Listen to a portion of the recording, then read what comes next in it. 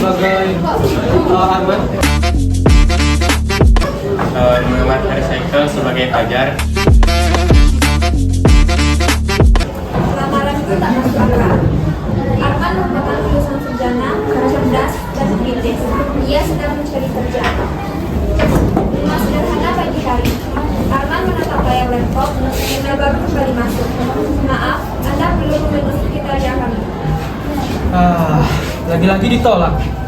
Perusahaan minta umur maksimal 23 tahun, pengalaman 5 tahun, punya kendaraan sendiri, pandai 3 bahasa. Tapi gajinya UMR. Ya Tuhan.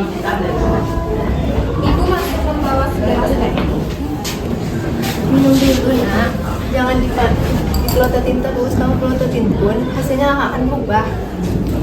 Bu, ekonomi negara sekarang ini sedang terpuruk. Katanya ada pertumbuhan stagnan, terus ada PHK di mana-mana, dan lowongan pekerjaan yang makin aneh.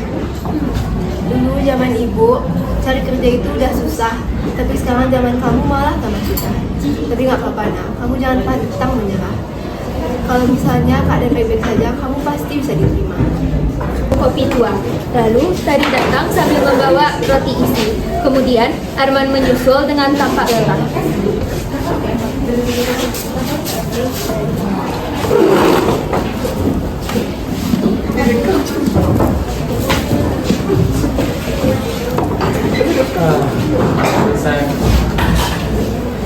Perusahaan sekarang makin pelit ya.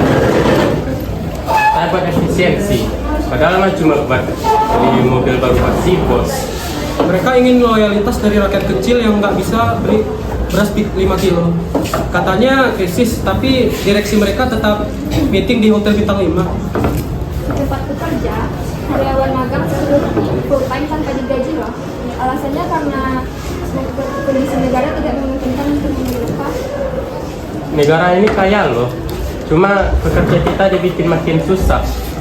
Contohnya kayak kamu man, lulusan S1 kayak kamu aja makin sulit buat dapat kerja.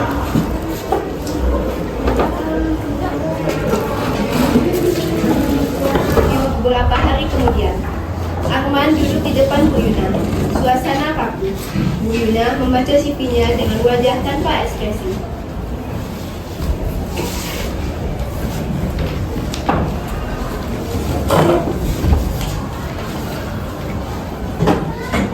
Di CV kamu tertulis kalau kamu lulusan universitas negeri. IPK pun cukup. Namun di sini kami butuh kandidat dengan pengalaman kerja 5 tahun dan batas maksimal usia 23 tahun. Bu, bagaimana lulusan baru punya pengalaman 5 tahun? Sedangkan untuk magang saja banyak perusahaan yang minta untuk berpengalaman. Ya, itu sudah menjadi standar perusahaan kami. Kami sebagai perusahaan itu harus selektivitas dong. Dan seperti yang Anda ketahui sendiri, kalau kondisi ekonomi kita sekarang sedang sulit, tentu perusahaan harus menghemat biaya. Justru karena ekonomi sulit, pekerja butuh penghasilan, Bu. Kalau kamu tidak cocok, kami masih punya kandidat yang lain.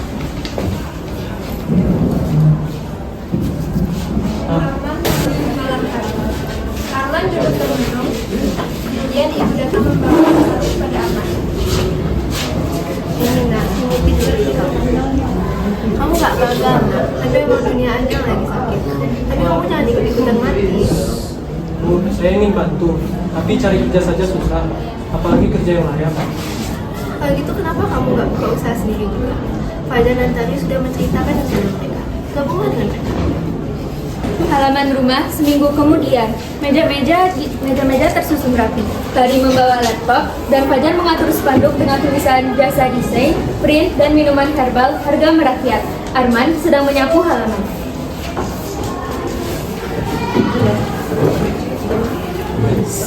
Jasa desain, print, dan minuman herbal harga merakyat. Nah ini nih, kita bikin usaha dari nol. Kita tuh harus bebas, nggak boleh jadi budak sistem. Ini bukan cuma usaha kecil, ini merupakan perlawanan kita terhadap ketimpangan. Kalau bukan negara yang memberikan pekerjaan yang layak, maka rakyat sendiri yang akan memberikan pekerjaan yang manusiawi untuk membantu sesamanya. Nah, segala sesuatu yang dimulai dengan hati akan menghasilkan hasil yang berarti. Jangan meremehkan usaha-usaha kecil. Segala perubahan besar itu dimulai dari langkah kaki. Pesan moral yang dapat kita petik dari kisah ini adalah di tengah sistem kerja yang tidak adil, ketimpangan ekonomi, dan absurditas tuntunan dunia profesional, harapan tetap bisa tumbuh dari solidaritas, keberanian untuk bersuara, dan usaha mandiri. Ketika negara dan perusahaan gagal menyediakan pekerjaan layak, rakyat bisa menciptakan peluang sendiri yang manusiawi dan bermakna. Perubahan besar bisa lahir dari tindakan kecil yang jujur, dan bahwa martabat manusia harus selalu didahulukan daripada logika keuntungan semata. Terima kasih sudah menyaksikan penampilan Abang Kasih. Wabillahi taufiq wal hidayah. Wassalamualaikum warahmatullahi wabarakatuh.